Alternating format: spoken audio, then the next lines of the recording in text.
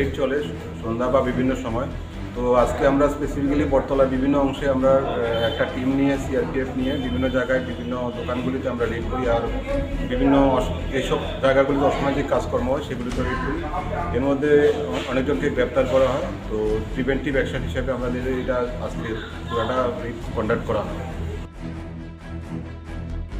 Actually আমাদের regularly চলছে, আমরা এক একদিন এক এক জায়গাতে করছি। তো আজকে স্পেশালি আমরা বটতলাতে যেসব লোক অসাধারণ কাজকর্ম করছে বা নেশা সামগ্রীর সাথে যুক্ত আছে বা বিক্রি করছে বা কেউ যারা অসামাজিক অবৈধ সামগ্রী গ্রহণ করছে তাদেরকে আমরা আজকে কিছুকে আটক করেছি, তাদের বিরুদ্ধে আইন অনুযায়ী করেছি।